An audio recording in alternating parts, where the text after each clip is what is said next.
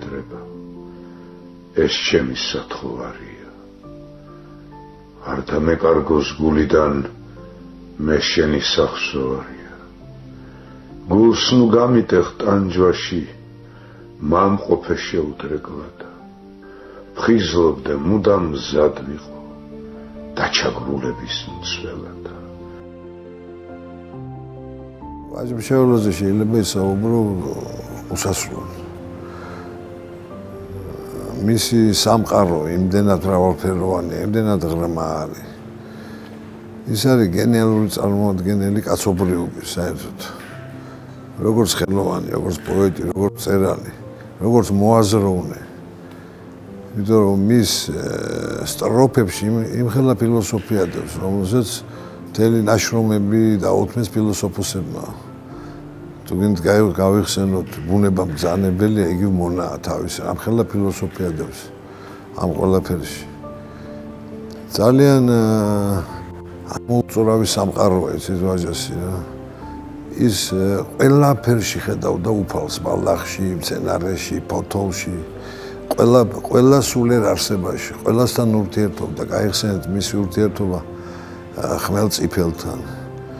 იასთან, რომელსაც როგორ სხვანაირად უყურებს, რომ ყელმოღერებული იას რო დაინახავს და მოვა და შეგჭამშიაო, როგორი დროის შეგრძნება ამაში ჩადებული რა. ნებისმიერ ცოცხალ არსებასთან ურთიერთობდა რა. ის იყო აბსოლუტურად ბუნების შვილი. მთის და ბუნების შვილი იყო. მოგესალმებით კედებო მომაქვს სალამი გვიანი, თქვენი მიწოლავ მე ძუძუ ხალიან ბარაქიანი. აქ ახლოსაა სოფელი ჩარგალი და ის სახლი, რომელშიაც 100 წლის წინათ დაიბადა ვაჟა ფშაველა. აქ ცხოვრობდა გენიოსი პოეტი.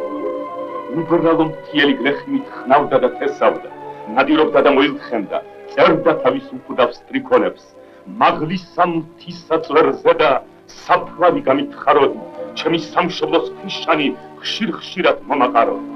ქართველმა ხალხმა ვაჟას ნეშტი აიტანა ჩვენი პოეზიის პარნასზე, მთაწმინდაზე, იქ სადაც განისვენებენ ბარათაშვილი, ილია, აკაკი, გალაქტიონი.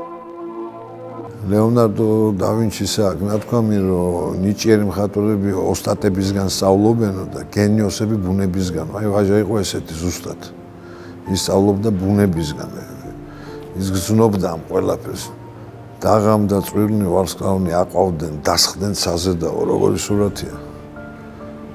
ან როგორი წარმოსადგენია, რომ თუ მთაში ყოფილიყარ და დილას ეს ნისლი რომ თის ფერდებზეა შემოფენილი და ნელ-ნელა ზეითი წევა და ნისლი ფიქრია მთისაო. აი როგორი შედარებებია ხარა პოეზიაში. ამის გარდა მისი პოეტური ნაწარმოები, როგორც ალუდა კეთელაური, ასტუმარ მასპინძელი, გოლის ჭამელი. ეს არის აი კრებული იმ თავისი გმირების, საქციელის, სიყვარულის, განცდის ეს ყველაფერი რა. აი მუდმივი თემებია ესეც, აი მუდმივი.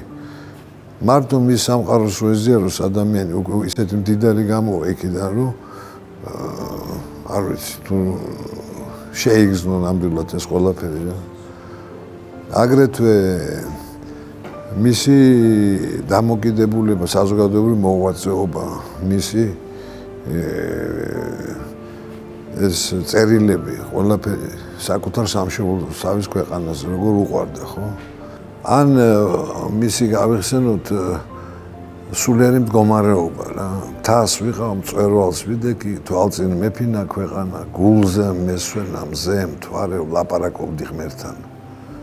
აი როგორ გამოხატა თავის მდგომარეობა ამ შეგრძნებით არა? ეს არ ვიცი, ეს მწვერვალი რა. ნიჭიერი ადამიანი. აუდიდეს პიროვნება იყო, ვაჟას უნდა ეზიარო, უნდა გადაშალოთ, ეს თვითონ შეგიყვანს თავის სამყაროში. და არა ერთხელ. მთელი ცხოვრების მანძილზე უამრავი ახალგაზრდობიდან შემდეგ რამდენს გადავშლი ვაჟა ფშაველას, სულ ახალ და ახალ შეგრძნებებს ვიღებ, ნამდვილს, განცდილს. რაც არის მთავარი, იმიტომ არის, რომ არის მუდმივი ეს ყველაფერი. ვფიქრობ, რომ უდიდეს პიროვნება იყო, როგორც ხელოვანი, როგორც პიროვნება და თვლი რომ ვაჟა-ფშაველა ერთ-ერთი რთული სათარგმნელი პოეტია სხვა ენაზე. მაგრამ არის აი მწვერვალი.